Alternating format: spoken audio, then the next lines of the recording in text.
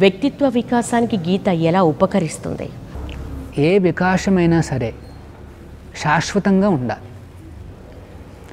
ఒక రోజున వికాసము, ఇంకొక రోజున ఏమంటారు క్షీణత, అట్లాంటి సాధనలు మనం చేస్తే మనకి పురోగతి కనిపించదు అన్నమాట.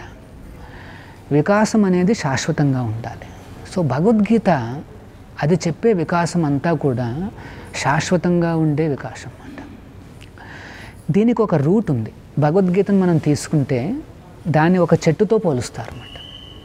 దానికి మూలాలు ఉంటాయి. చెట్టు అంటే మూలాలు ఉంటాయి. ఇప్పుడు మన వెనకాల చూస్తున్న ఒక చెట్టు ఉంది, దానికి ఒక మూలం ఉంటుంది.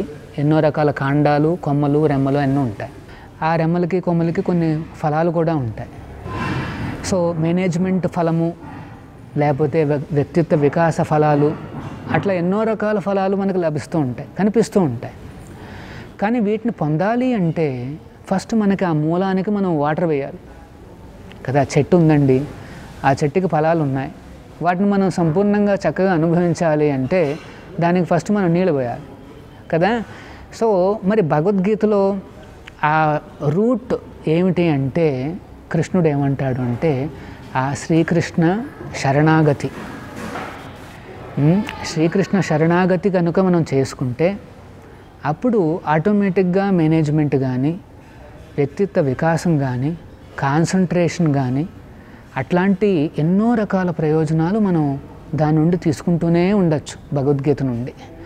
దాన్ని అందుకనే ఒక అమృతమైన వృక్షం అంటారు. అది పళ్ళు ఎప్పుడు ఇస్తూనే ఉంటుందన్నమాట. కాకపోతే ఆ శ్రీకృష్ణుడి యొక్క శరణాగతి అనేది కంపల్సరీ అన్నమాట. ప్రభుజీ, చివరిగా గీతాసారం గురించి మా ప్రేక్షకులకి తెలియచేయండి. ఒక్క సింపుల్ మార్గం నేను చెప్తాను. అదేమిటంటే ఈ మహామంత్రాన్ని మీరు ప్రతిరోజు కూడా 108 సార్లు జపించి వినండి. ఏమిటి మహామంత్రము? హరే కృష్ణ హరే కృష్ణ కృష్ణ కృష్ణ హరే హరే, హరే రామ రామ రామ హరే హరే. ఈ 16 శబ్దాలు ఉన్నాయి చూశారు. దీని కనుక ఎవరైతే ఉచ్చరించి వింటారో వారికి ఈ భగవద్గీత సారాంశమంతా లభిస్తుంది. ఆ వేద సారాంశమంతా లభిస్తుంది, ఉపనిషత్తుల సారాంశమంతా లభిస్తుంది అన్నమాట.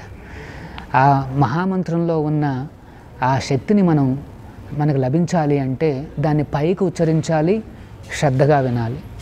సో దీన్నే జపము అంటారు, దీన్నే మంత్రయోగము అంటారు.